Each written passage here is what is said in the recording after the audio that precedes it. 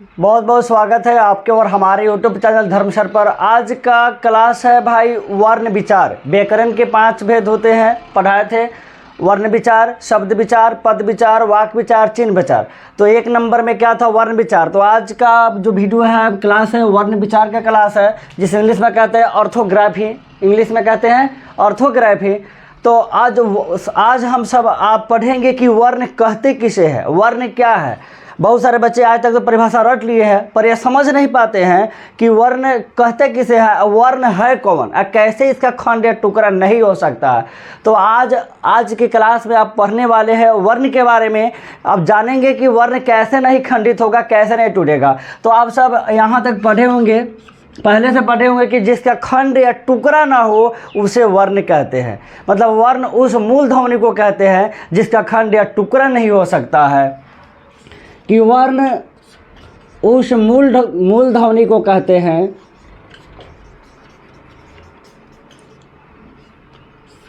उस मूल ध्वनि को कहते हैं वर्ण उस मूल ध्वनि को कहते हैं जिसका खंड या टुकड़ा नहीं हो सकता, जिसका खंड या टुकड़ा नहीं हो सकता।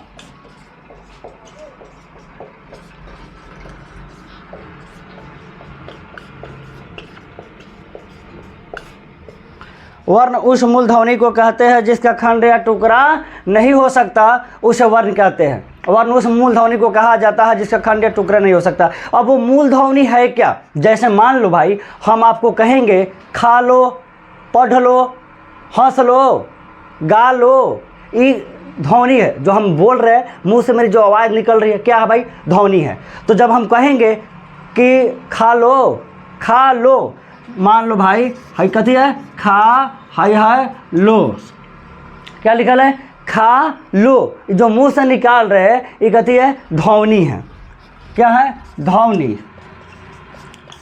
अब देखिए, अब इसी ध्वनि को अगर आप अलग अलग निकाल देते हैं, क्या? अब इसको मूल ध्वनि निकालिए, अलग अलग कीजिए, तोड़िए इसको मूल ध्वनि में। खा लो मूल ध्वनि है।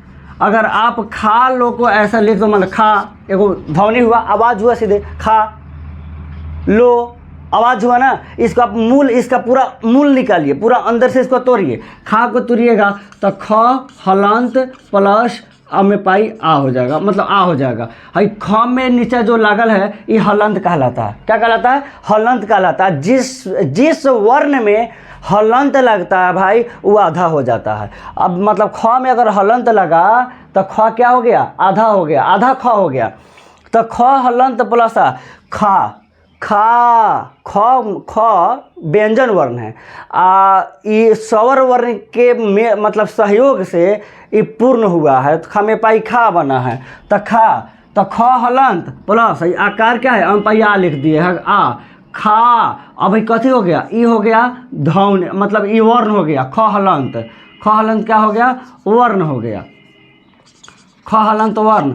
आ ये कथी हो गया? वर्ण। अब ख हलंत को अब कितना तोड़िएगा भाई? अब नहीं टूटेगा ही। अगर मान लेते क है तो ये टूट सकता है। जैसे ये व्यंजन और स्वर दोनों का मेल हो गया, इसको तोड़िएगा तो हो जाएगा क हलंत प्लस अ क। जब भी भाई व्यंजन बोलाता ना है उसमें स्वर का सहयोग होता है। जैसे क में अ आ रहा है, क अ क ख ग घ अंग, सब में अ आता है। तो यहीं अगर हम तोड़ देंगे क हलंत प्लस अ, तो जो क ई हो गया वर्ण, ई हो गया वर्ण, ई है वर्ण। अब क था तो टूट गया, लेकिन अब इससे ज़्यादा ही क हलंत प्लस जो और टूटा है, अब इससे ज़्यादा टूट नहीं सकता है। इसी को वर्ण कहते हैं। तो वर्ण उस मूल ध्वनि को कहते हैं। क एगो ध्वनि हुआ। अब इसको मूल ध्वनि निकाले, जैसे क हलंत प्लस अ, ई हो गया दोनों मूल ध्वनि जिसका खंड या टुकड़ा नहीं हो सकता। अब क हलंत को हाई ये नहीं, जैसे हुआ वर्ण ये नहीं हुआ, ये अक्षर हो गया, वर्ण हो गया आपका क हलंत। अब क हलंत को आप कितना, अब क हलंत अब इससे ज़्यादा नहीं टूट सकता है। क हलंत टूट गया। क था, क में अ था, अब सीधे रख गया क हलंत प्लस अ बराबर क। मान लेते च है तो पूर्ण है, इसको तुरिएगा भाई तो ये हो जाएगा च हलंत प्लस अ। अब देखिए अब च ई टूट गया, ई हो गया वर्ण, ई हो गया वर्ण, समझे, ई हो गया वर्ण। तो अब इससे ज़्यादा ये नहीं टूट सकता था। देखिए लो है तो ल हलंत प्लस इसको क्या बोलते हैं, पैवा को, इस चिन्ह को हलंत बोलते हैं। तो ल हलंत प्लस ओकार लागल है तो इसे ओकार बना दिए, ल हलंत प्लस ओ, लो ये ध्वनि था, इसका सब मूल निकाल दिए, इसमें से सब निचोड़ के निकाल दिए पूरा। तो ल हलंत है, जब ल अब इससे ज़्यादा है लो, अब ल अब नहीं टूट सकता है, क्योंकि इसमें जो टूटने वाला था, जो इसमें से निकालने वाला था, जैसे व्यंजन तो है स्वर निकालने वाला था, जो व्यंजन से स्वर निकालने वाला था लो, तो व्यंजन से स्वर निकाल दिया। अब इससे ज़्यादा टूट नहीं सकता। तो ल हलंत क्या हो जाएगा, वर्ण कहलाएगा, वर्ण।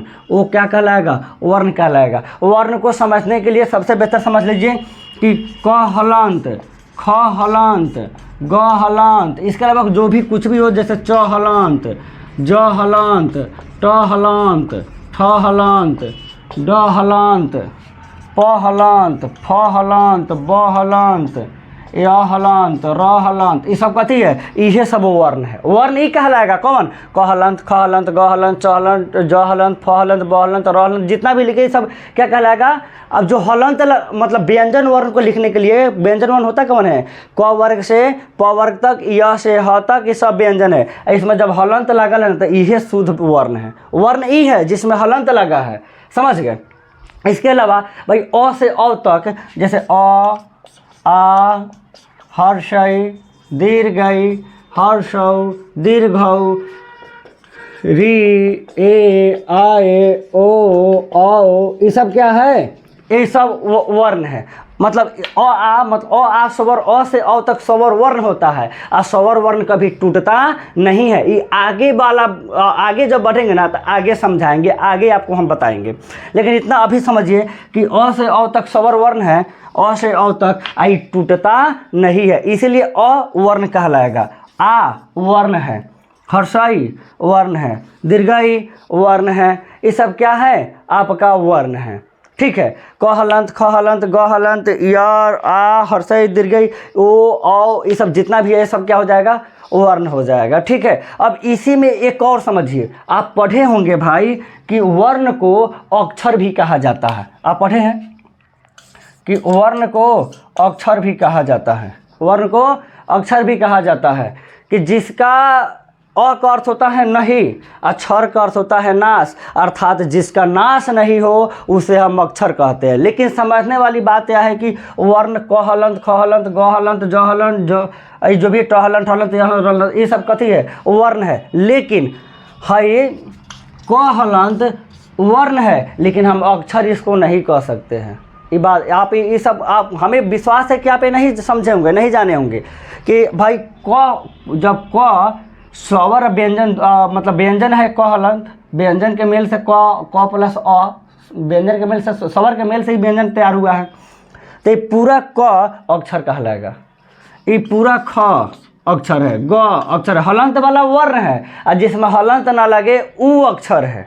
समझ गए, तो वर्ण को अक्षर भी कहा जाता है। हम सुविधा के लिए क, ख, ग ऐसे लिख दिया जाता है, लेकिन क अक्षर है और क हलंत कथी है, वर्ण है। जैसे च हलंत कथी है, च हलंत भाई, च हलंत आपका अगर लागल हो तो ये वर्ण है, लेकिन अगर सीधे च है तो अक्षर है। ठीक है, तो यही आप, हमें उम्मीद है कि आप ये वर्ण समझ गए होंगे कि वर्ण है क्या। अब इसके बाद अब देखिए, अब वर्णमाला कहते किसे है, वर्ण समझ गए कि वर्ण किसे कहते हैं। तो भाई ए, ल हलंत, ख हलंत, आ, ओ, चाहे च हलंत, ज हलंत, ट हलंत, ये सब वर्ण। अभी ठ को कैसे तोड़िएगा, अभी ठ टूटबे नहीं करेगा, क्योंकि तो टूट गया जो टूटने वाला था। ख हलंत खुद टूटल हुआ है, अरे जो पहले से टूटल है तो मान ले आई ग है, ये पहले आई टूटल है, जो पहले से टूटल है अब कितना टूटेगा, जो पहले से टूटा होता है वो टूटता है, नहीं टूटता है। समझ गए, तो ये सब टूटल हुआ है। जो टूटल होगा ना, मान ले है क है, इसका दिलवे टूटल है, ख है दिले टूटल है, ग है दिल टूटल है, अब ये और टूटेगा नहीं टूटेगा, क्योंकि पहले से टूट चुका है। इसी को वर्ण कहते हैं। समझ गए, अब समझिए कि वर्णमाला कहते किसे है। ठीक है, देखिए अब वर्णमाला समझना है कि वर्णमाला है क्या। भाई वर्ण तो आप समझ गए, अब समझना है वर्णमाला। तो वर्ण समझ रहे हैं कि वर्ण जिसका खंड एक टुकड़ा नहीं होता उसे कथी कहते हैं, वर्ण कहते हैं। तो वर्ण माला का अर्थ, इसमें वर्ण में जो माला है वर्णमाला, वर्ण जोर माला, दो शब्दों से मिलकर बना है वर्ण जोर माला। अब माला का अर्थ होता है समूह, माला का अर्थ होता है समूह। याद रखिए कि माला का अर्थ क्या होता है, वर्णमाला में माला का अर्थ होता है समूह।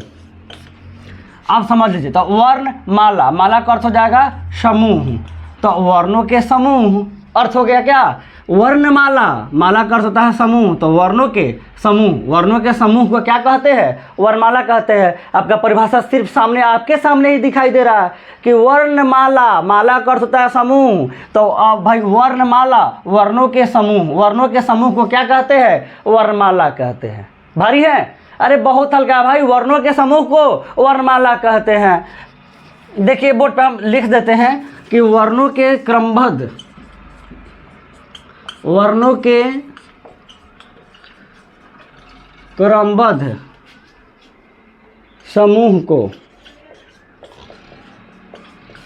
वर्णमाला कहते हैं।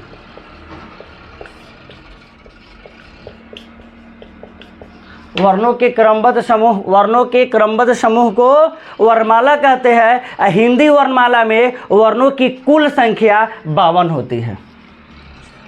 हिंदी वर्णमाला में वर्णों की कुल संख्या कितनी, 52 होती है। अब आप सब जानने वाले हैं कि 52 को वर्ण कौन कौन है हिंदी वर्णमाला में। हिंदी वर्णमाला में वर्णों की कुल संख्या कितनी है, 52 है। आप जो पढ़े होंगे पहले वाला, उसमें आप 46 पढ़े होंगे, लेकिन नहीं, अब हिंदी वर्णमाला में वर्णों की कुल संख्या जो अभी वाला है इसमें 52 पढ़ना है भाई। हिंदी वर्णमाला में वर्णों की कुल संख्या कितनी है, 52 है। तो देखिए वर्णों की कुल संख्या 52 कौन कौन है, ये 52 को अब वर्ण बतलाते हैं। यही 52 को समूह पर पूरा ग्रामर का जो हम शब्द बनाते हैं, इसी 52 समूह से, इसी 52 को वर्ण से हम पूरा जो भी शब्द बनाना है, वाक्य बनाना है, इसी सब से बनाते हैं। तो देखिए वर्णों की कुल संख्या कितनी है, 52 है, 52 होती है। तो अब 52 को देखना है कि 52 को वर्ण कौन कौन है। ठीक है, तो सबसे पहले याद रखिएगा क, ख, ग, घ, अंग, च, छ, ज, झ, य, ट, ठ, ड, ढ, र, त, थ, द, ध, न। भाई कह रहे हो, आप सोच रहे होंगे कि क ख का काहे पढ़ा रहे सर जी। भाई वर्ण समझना है कि 52 को कौन कौन होती है। हिंदी वर्णमाला में वर्णों की कुल संख्या कितनी होती है, 52 होती है। तो ये 52 कौन कौन होती है, देखिए उसके बाद प, फ, ब, भ, ये हो गया म, या, र, ल, व, फिर तालव्य श, मूर्धन्य श, दंती स, ह, ये हो गया छ, तर, ज्ञ। इसके बाद देखिए आ, हर्षई, दीर्घई, हर्षौ, दीर्घौ, री, ए, आए, ओ, औ। अब बाकी रह गया अन, अह, अन, अह। ठीक है, देखिए आप लिख दिए हैं कि हिंदी वर्णमाला में वर्णों की कुल संख्या 52 होती है। 52 कौन कौन सी होती है, आपके सामने सभी वर्णों को लिखा गया है। सबसे पहले परिभाषा को तरफ समझते हैं। आप लोग तो परिभाषा आज तक पूरा रट लिए होंगे, लेकिन समझ नहीं आया होगा कि वर्णों की क्रमबद्ध, क्रम मतलब क्रम के अनुसार, मतलब क्रम संख्या, इंग्लिश में सुने होंगे सीरियल नंबर, 1 2 3 4 5 6 7 8 9 10 ऐसे शुरू होती है। लाइन बाय लाइन 1 2 3 4 5 की सीरियल ऐसे शुरू होती है। 10 9 8 7 5 4 11 10 8 6 20 25 28 ऐसे शुरू थोड़ी होती है। सीरियल नंबर सफा लाइन से रहता है 1 2 3 4 5 6 ऐसे। तो वही पर कि क्रम के अनुसार, तो क्रम के अनुसार देखिए क ख के बाद च छ ज, च के बाद ट ठ ड, ट के बाद त थ द, प फ ब, य र ल व। ऐसा नहीं हुआ है कि वो इधर उधर है भाई, ये भी सीरियली है पूरा। तो वर्णों के क्रमबद्ध मतलब क्रम में बंधा हुआ, क्रम में बंधा हुआ, क्रमबद्ध, क्रम में बंधा हुआ। वर्णों के क्रमबद्ध समूह को वर्णों को क्रम में बंधे हुए समूह को वर्णमाला कहते हैं। समूह मतलब ग्रुप, समूह मतलब ग्रुप। आई जो इतना लिखा गया है भाई, ये सभी कहती है वर्णों के क्रमबद्ध समूह है। समूह मतलब वही ग्रुप हो गया। अब क्रमबद्ध कर तो क्या पूरा क्रम के अनुसार, क ख के बाद च छ के बाद ट ठ के बाद त थ सभा क्रम के अनुसार है। तो वर्णों के क्रमबद्ध, क्रम के अनुसार बंधा हुआ, क्रम के अनुसार बांधे गए समूह को मतलब ग्रुप को, तो पूरा भाई समूह में है पूरा 52 को, वर्णमाला कहते हैं। अब और समझ गए होंगे, उम्मीद है कि इसका परिभाषा ही आप समझ गए कि क्रम में बंधे हुए समूह को। अब देखिए वर्णों की कुल संख्या 52 होती है। अब 52 कौन कौन होती है, बोर्ड पर लिखल है पूरा है। वर्णमाला, वर्ण शुद्ध क हलंत, ख हलंत, ग हलंत, घ हलंत, अंग हलंत होगा, लेकिन हम सुविधा के लिए अक्षर लिखे, क अक्षर हो गया, ख अक्षर हो गया। लेकिन चला अगर यहीं अगर हलंत लगा रहता, क हलंत, ख हलंत, ग हलंत, घ हलंत, अंग हलंत, शुद्ध तो ए है, वर्ण शुद्ध ए हुआ, लेकिन सुविधा के लिए हम अक्षर लिख दिए हैं यहाँ सीधे क्या बना दिए हैं, क ख ग घ च छ ज ए बना दिए, ठीक है, अक्षर लिखे हम सुविधा के लिए। तो देखिए अब बताना है कि 52 को कौन कौन है। तो 52 को क ख ग घ अंग, च छ ज झ इया, अब ट ठ ड ढ न त थ द ध न प फ ब म य र ल व, ये सब। अब व्याकरणी लोग व्याकरण लिखने वाले को व्याकरण कहते हैं, व्याकरण, व्याकरण लिखने वाले को व्याकरण कहते हैं, ठीक है, व्याकरण कहते हैं। तो व्याकरणी लोग को मतलब 46 को बता, मान लो अब 52 को बताना है, हम पूछेंगे कि वर्णों की कुल संख्या कितनी है, तब 52। आप नहीं आज समझ पाए तो अब कभी वर्ण नहीं समझ पाइएगा। बहुत बेहतर कहानी बतलाने वाले हैं इसको, कवर्ग चवर्ग के पीछे क्या काहे कहा गया, क्यों कहा गया। अब आप थोड़ा इंतजार कीजिए और ध्यान सुनिए। तो व्याकरण लिखने वाले को व्याकरण कहते हैं, व्याकरण, व्याकरणी लोग, ठीक है। तो जब भाई 52 को हम कहेंगे कि वर्णों की कुल संख्या 52 को कौन कौन है बताइए। अगर आपको ही बताना पड़े तो आप कैसे बताइएगा, कहिएगा क ख ग घ अंग च छ ज झ य ट ठ ड ढ न त थ द ध न प फ ब म य र ल व त ल थ स थ ह छ त र ग स र अ आ हर्ष दीर्घ हर्ष दीर्घ रे ल री ए ओ अन अ ड ढ, ऐसा तो बहुत समय लग जाएगा। तब व्याकरणी लोग ने सोचा कि भाई कौन वैसा शॉर्टकट, व्याकरणी लोग, व्याकरण लिखने वाले व्याकरणी लोग ने सोचा कि क ख ग घ अंग को कुछ शॉर्टकट में कह देंगे, कुछ ऐसा नहीं है, तो सब जल्दी 52 को जल्दी बताना है। मतलब जो एक लाइन बाई लाइन पढ़ने में देखिए समय ज़्यादा लग जाता है। तब व्याकरणी लोग ने सोचा कि भाई 52 को जल्दी बताने के लिए क ख ग घ अंग को हम क वर्ग कह देंगे। कथी कह देंगे, क वर्ग कह देंगे। क ख ग घ अंग को क वर्ग, आई च छ ज झ यहाँ को च वर्ग कह देंगे। ट ठ ड ढ न को ट वर्ग, अब त थ द ध न को त वर्ग, अब प फ ब भ म को प वर्ग कह देंगे। अब आप सोच रहे होंगे कि क वर्ग ही काहे सोचा। तो देखिए वर्ग, आप वर्ग जानते होंगे, आयत, वर्ग, घन, घनाभ, ये सब आपको पता होगा। तो वर्ग अगर चाहे घर है, 4 को कोना है, वर्ग है, तो वर्ग के कोना देखिए 1 2 3 4, कै गो हुआ, 4 गो हुआ वर्ग। आ एक है वर्ग, तो वर्ग है 4 गो, 1 2 3 4, तो है के वो क 4 गो, है एगो क 5 गो हो गया कि ना, इसीलिए क वर्ग मतलब है क है 4 वर्ग, क वर्ग, इसका नाम रख दिया क वर्ग, ठीक है। तो उसके बाद च वर्ग को देखिए, च और वर्ग फैन 4 गो, तो 5 गो हो गया कि ना, च छ ज झ, ऐसे भी च छ 5 गो है कि ना, तो च वर्ग। ट ठ ड ढ न को ट वर्ग, त थ द ध न को त वर्ग, प फ ब म को प वर्ग, ऐसे नाम रख दिया शॉर्टकट में 52 को वर्ण जल्दी बताने के लिए। अब पूछा गया कि हिंदी व्याकरण में वर्णों की कुल संख्या कितनी है, तो जल्दी बताने के लिए क्या कहा, क वर्ग, च वर्ग, ट वर्ग, त वर्ग, प वर्ग। 25 को बोल दिया भाई आप सबने। हाई क वर्ग से लेके प फ ब म तक 25 को पहुँचेगा कि क ख का 5 गो, च छ 5 गो, ट ठ 5 गो। तो अब देखो ऐसे 25 को बोलने में 12 टाइम लगेगा, क ख ग घ च छ ज य, ऐसे टाइम लगेगा। अब देखिए क वर्ग, च वर्ग, ट वर्ग, त वर्ग, प वर्ग, हो गया कि ना 25 को। आप 52 को बताना है वर्णों की कुल संख्या, तक क वर्ग, च वर्ग, ट वर्ग, त वर्ग, प वर्ग।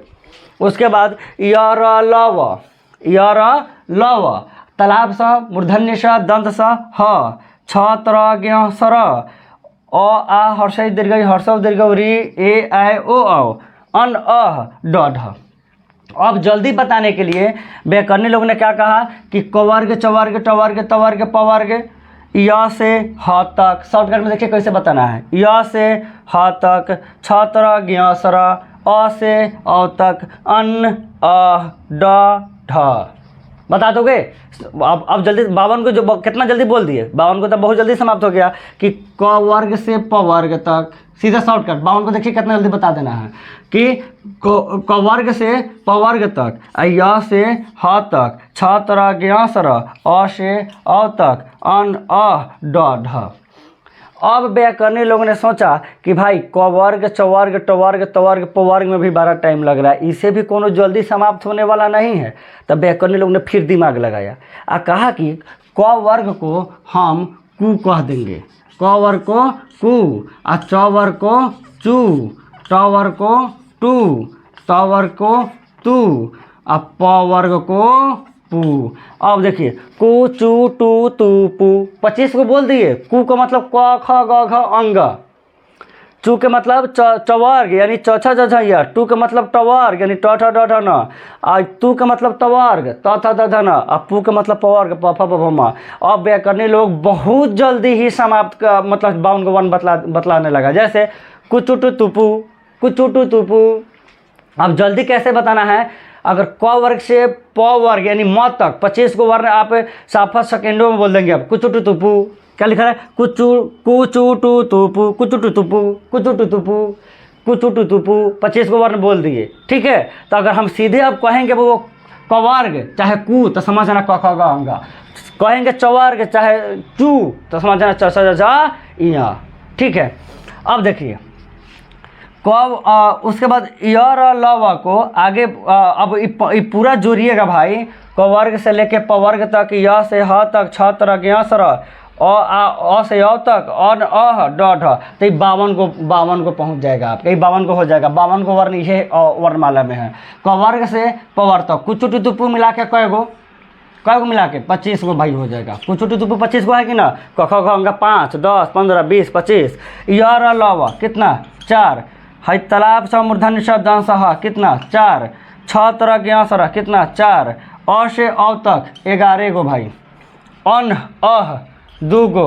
हिंदी के अतिरिक्त व्यंजन 2 गो। ई ड और ढ का रूप जो है ना, ये हिंदी के अतिरिक्त व्यंजन है। इसको हम बहुत बढ़िया से समझाएंगे, बताएंगे कि हिंदी का अतिरिक्त व्यंजन क्यों है और इसका उपयोग कब होता है, प्रयोग कब होता है, ठीक है। तो 25 गो यहाँ 4 गो देखिए कितना हो जाएगा? 29 गो, 29 गो और 4 गो 33 गो, 33 और 4 कितना हो जाएगा? 37, 37 आई 11, 37 11, 48 गो, 48 गो और 2 गो, 50 गो, 50 2 गो, 52 गो। 52 गो हो गया। हिंदी का पूरा वर्ण कै गो है? 52 गो है, ठीक है भाई। कुल वर्ण 52 है। अब समझिए क वर्ग, क वर्ग से प वर्ग तक को भाई स्पर्श व्यंजन कहते हैं। ये आगे पढ़ाएंगे लेकिन अभी बतला देते हैं थोड़ा। क वर्ग से प वर्ग तक को स्पर्श व्यंजन कहते हैं, आगे पढ़ाने वाले हैं पूरा। अब देखिए यर अलावा को अंतस्थ व्यंजन कहते हैं। अंतस्थ व्यंजन अगर ये समझ नहीं आएगा तो भाई ग्रामर आगे समझ नहीं आएगा। पूरा बात समझ लीजिए जो वर्ण के बारे में कि हाई यर अलावा 4 गो होता है जो अंतस्थ व्यंजन। ये आगे पढ़ाएंगे अंतस्थ व्यंजन, लेकिन अभी समझना है ये अंतस्थ हो जाएगा। तालाब सा मूर्धन्य स दंश ह ये हो जाएगा भाई, वही हो जाएगा आपका 1 मिनट। यर लव तालाब सा मूर्धन्य स दंश ह छत्र ज्ञसर ये हो जाएगा स्पर्श, वो जाएगा स्पर्श अंतस्थ, ये हो जाएगा ऊष्म, ऊष्म व्यंजन। तालाब सा मूर्धन्य स दंश ह ये चारू हो जाएगा ऊष्म व्यंजन। है छत्र ज्ञसर 4 गो है जो ई कहलाएगा भगो संजीवित वर्ण। छत्र ज्ञसर संजीवित वर्ण, ये संजीवित वर्ण है। उसके बाद अ से अ तक आगे पढ़िएगा, इसको कहते हैं स्वर वर्ण। कौन सा वर्ण? स्वर वर्ण। अन अह, अब अन अह जो है 2 गो है। अन अ इसको कहिएगा अनुस्वार विसर्ग नहीं। हिंदी व्याकरण में अन अह अनुस्वार विसर्ग नहीं कहलाता है, संस्कृत में कहलाता है अन अह, लेकिन यहाँ ये अयोगवाह कहलाता है। क्या कहलाता है? अयोगवाह। ये पढ़ाएंगे आगे अगवाह क्या होता है। चाहे अगर नहीं पढ़ाए नहीं पढ़ाए तो आप कमेंट कीजिएगा अगवाह के बारे में समझाने के लिए, कहीं मिस्टेक हो गया तो। अगवाह अन्न अह को अगवाह है ड आ ढ, भाई हिंदी के अतिरिक्त व्यंजन है, हिंदी के अतिरिक्त व्यंजन, इसको याद रखिएगा। इसका पूरा रूप बताएंगे, ये आप सब नहीं समझे होंगे आज तक। हिंदी के अतिरिक्त व्यंजन, हिंदी का अतिरिक्त व्यंजन है ड ढ का रूप, ड ढ की तरह चलता है, हिंदी के अतिरिक्त व्यंजन है। ठीक है, अब देखिए स्पर्श, अंतस्थ, ऊष्म, संयुक्त, स्वर वर्ण, अगवाह, हिंदी का अतिरिक्त व्यंजन, ये सब मिल के कै गो बना है? पूरा 52 गो बना है। ठीक है, ये पूरा 52 गो है। अब आप समझने वाले हैं भाई इससे आगे कि वर्ण के कितने भेद होते। अब हम लोग को पढ़ना है वर्ण के भेद। वर्णमाला पढ़ लिए, उसके बाद वर्ण समझे हैं, तब वर्ण के भेद समझिए कि वर्ण के भेद कितने होते हैं। भाई वर्ण को 2 भागों में बांटा गया है। वर्ण को कितने भागों में बांटा गया है? सिर्फ 2 भागों में। वर्ण को 2 भागों में बांटा गया है। एक में स्वर वर्ण और 2 में व्यंजन वर्ण। स्वर वर्ण और 2 में व्यंजन वर्ण। वोवेल और कॉन्सोनेंट इंग्लिश में पढ़े होंगे आप, वही है। एक में स्वर वर्ण, 2 में व्यंजन वर्ण। वर्ण को सिर्फ 2 भागों में बांटा गया है, एक में स्वर वर्ण, 2 में व्यंजन वर्ण। अब समझो कि स्वर वर्ण कहते किसे है। बहुत इंपॉर्टेंट है आप समझना कि स्वर वर्ण कौन कहलाता है, स्वर वर्ण किसे कहते हैं। भाई जिसका उच्चारण अपने आप हो जाता है उसे स्वर वर्ण कहते हैं। इसके उच्चारण में किसी दूसरे वर्ण की सहायता लेनी नहीं पड़ती है, चाहे इसके उच्चारण में दूसरे वर्ण की सहायता नहीं की जाती है, ये अपने आप इसका उच्चारण हो जाता है, ये अपने आप में परिपूर्ण है। जिसका उच्चारण अपने आप हो जाता है उसे स्वर वर्ण कहते हैं। इसके उच्चारण में किसी दूसरे वर्ण की सहायता लेनी नहीं पड़ती है। इतना समझिए, जिसका उच्चारण अपने आप हो जाए, जिसका उच्चारण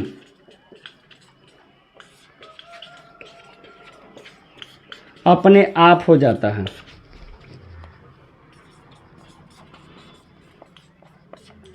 भाई मान लेते हैं घर में 2 गो भाई है। जब 2 गो भाई रहता है तो एगो बड़का रहता है, एगो छोटका रहता है। जेठ है छोट, तब भाई वर्ण के 2 गो बेटा है, एगो जेठ बेटा, एगो छोट बेटा। तो जेठ का बेटवा स्वर वर्ण, छोटका बेटवा व्यंजन वर्ण।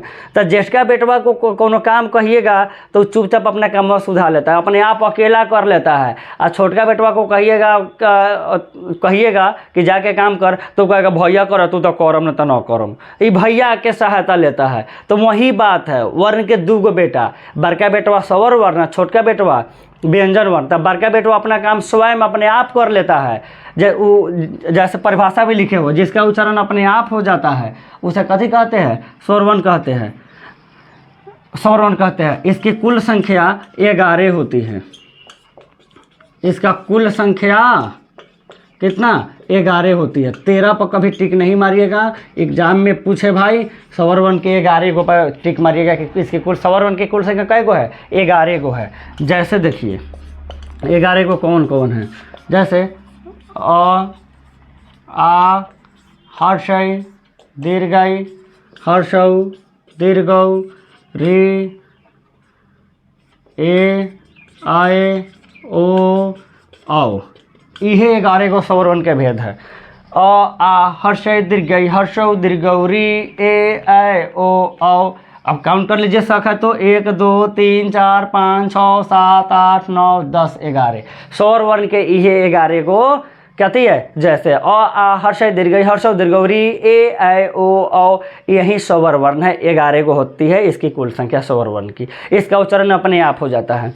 अगर तो अ से औ तक में कभी हलंत नहीं लगता है, क्या है कि इसका उच्चारण अपने आप होता है। याद रखिएगा कि स्वर वर्ण की कुल संख्या कै गो है? 11 गो।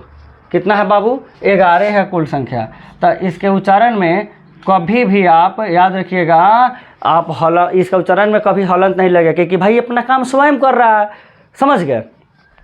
तो अब स्वर वर्ण के वर्ण भी देखिए, वर्ण के कई गो बेटा, 2 गो बेटा, बड़का बेटवा स्वर वर्ण, छोटका बेटवा व्यंजन वर्ण। तो आप वर्ण जान गए, जिसका उच्चारण अपने आप हो जाता है उसे स्वर वर्ण कहते हैं, और इसकी कुल संख्या 11 होती है। टिक मारिएगा, एग्जाम में जब भी पूछे कि स्वर वर्ण के कितने भेद होते हैं तो कहिएगा मात्र 11। कितना? 11 गो। तो अब देख ले भाई, अगर मान ले वर्ण के 2 गो बेटा है, वर्ण के कई गो बेटा है? 2 गो। बड़का बेटवा स्वर वर्ण, छोटका बेटवा व्यंजन वर्ण। तो भाई बड़का बेटवा के शादी हो गई, यहाँ हम शादी कराए हैं परिभाषा लिख के। मान ले बड़का बेटवा क्या हो गई? शादी हो गई। तो जब शादी हो गई बड़का बेटवा के, तब बाल बच्चा छोटका के ननू हो जाएगा, बड़के के होगा। तो होगा ना। तो अब स्वर वर्ण के भेद पर हो, इसका भेद, इसका बाल बच्चा हो जाएगा, तो अब इसकी शादी कराएंगे, फिर तब उसका भेद पढ़ेंगे। स्वर वर्ण पढ़ लिए, वर्ण के 2 भेद, स्वर वर्ण व्यंजन वर्ण। तो स्वर वर्ण किसे कहते हैं? पढ़ लिए, एक कुल संख्या 11 होती है, लिख लिए। अब स्वर वर्ण के भेद पढ़िए, तो अब आप बाद में फिर पढ़िएगा क्या? व्यंजन वर्ण। स्वर वर्ण के भेद, अब याद रखिएगा बाबू, स्वर वर्ण के 3 भेद होते हैं। स्वर वर्ण के भी कितने भेद होते हैं? 3 गो। स्वर वर्ण के कितने भेद? 3। स्वर वर्ण को 3 भागों में बांटा गया है।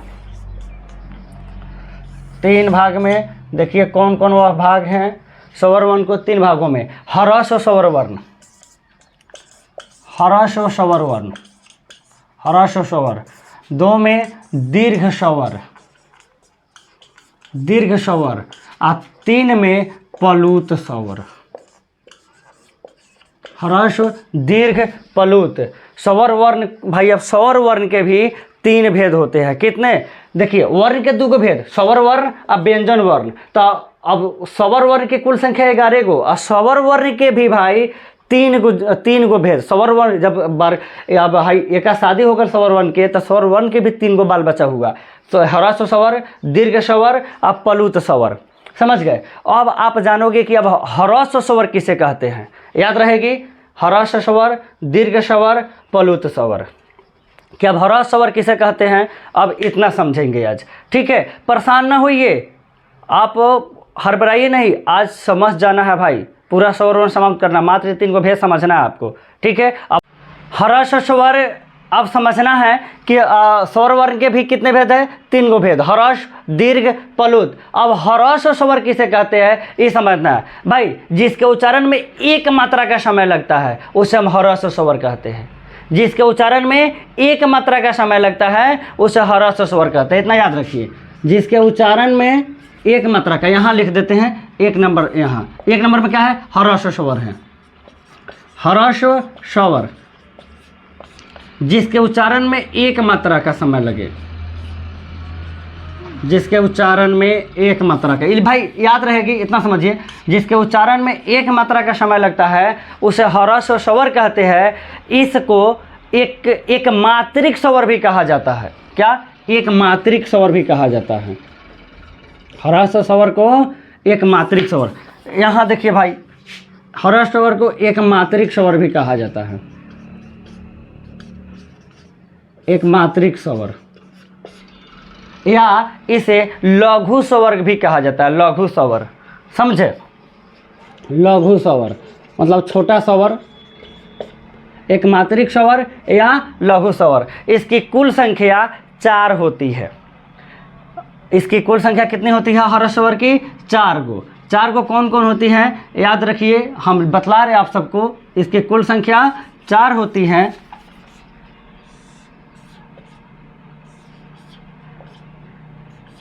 भाई अ, ई, उ, री। कै गो हुआ? 4 गो हुआ। अ, ई, उ, री। ह्रस्व स्वर की कुल संख्या 4 होती है। अ, ई, उ, री। ऑब्जेक्टिव क्वेश्चन में पूछा जाता है कि ह्रस्व स्वर वर्ण की कुल संख्या कितनी होती है, तो कहिएगा 4 गो। कौन कौन? अ, ई, उ, री। समझ गए भाई? हम आपको ह्रस्व स्वर ऐसे समझाएंगे जो कभी आप समझे नहीं होंगे। कैसे 1 मात्रा का समय लगता है, आप ऐसे समझिए। देखिए, पहले हमको अब दीर्घ समझाना होगा, दीर्घ स्वर, तब अब हम समझाएंगे कि 1 मात्रा का समय उसमें कैसे लग रहा है और दीर्घ में 2 मात्रा का समय कैसे लग रहा है। 2 नंबर में क्या है? दीर्घ स्वर, ह्रस्व, दीर्घ। दीर्घ स्वर को जिसमें 2 मात्रा का समय लगता है उसे दीर्घ स्वर कहते हैं। जिसमें 2 मात्रा का समय लगता है उसे दीर्घ स्वर कहते हैं। इसे द्विमात्रिक स्वर भी कहा जाता है। द्विमात्रिक स्वर भी कहा जाता है। क्या कहता है? द्विमात्रिक स्वर कहा जाता है। इसकी कुल संख्या 7 होती है। इसकी कुल संख्या कितनी होती है? 7। इसकी कुल संख्या, ह्रस्व स्वर की कुल संख्या 4 गो और दीर्घ स्वर की कुल संख्या कै गो? 7 गो। अब 7 को कौन कौन मतलब आ, दीर्घई, दीर्घऊ, ए, आए, ओ, औ। कै गो है? 7 गो। दीर्घ स्वर की कुल संख्या 7 गो होती है।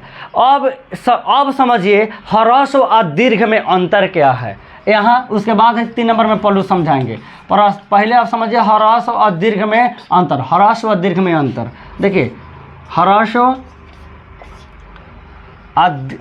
दीर्घ में अंतर। ह्रस्व दीर्घ में अंतर समझने के लिए यहाँ भाई लिखते हैं ह्रस्व स्वर। ह्रस्व ऐसे एक बक्सा बनाते हैं, देखिए ये हो गया ह्रस्व स्वर। आई हो गया नीचे दीर्घ स्वर। ह्रस्व स्वर, दीर्घ स्वर, ठीक है।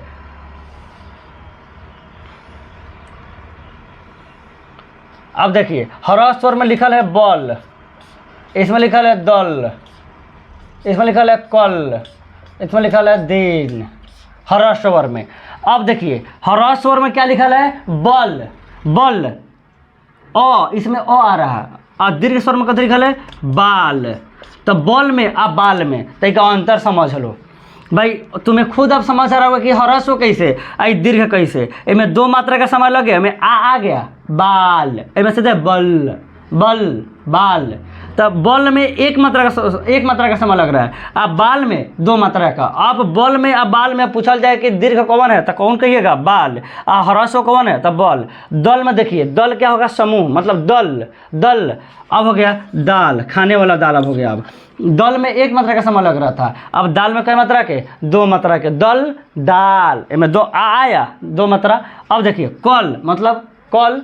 अब हो गया काल, काल मतलब समय, संकट, कल। अब हो गया काल, इसमें कल क आ रहा था 1 मात्रा, अब काल आ गया 2 मात्रा। अब देखिए दिन, इसका अर्थ होता है भाई दिवस, 1 मात्रा का समय है, दिन हार्सिन है ही। अब देखिए यहाँ दिन से लिखेंगे दीन, दीन। अब ये दीर्घई हो गया, हाई हार्सिन है, ये दीर्घई। अब इसका अर्थ हो गया सीधे गरीब।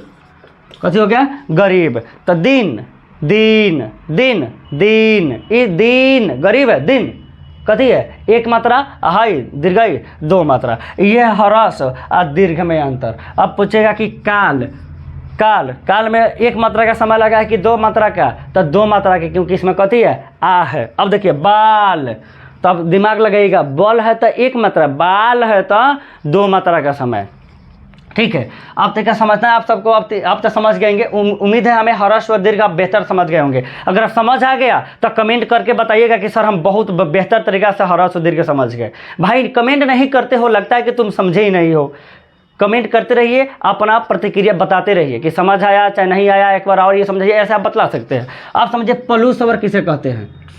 भाई जिसके उच्चारण में 3 मात्रा का समय लगता है। ह्रस्व में 1 मात्रा का समय, दीर्घ में 2 मात्रा का समय और पलुत में 3 मात्रा का समय लगता है। जिनमें 3 मात्रा का समय लगता है उसे पल्लू स्वर कहते हैं। इसे त्रिमात्रिक स्वर भी कहा जाता है।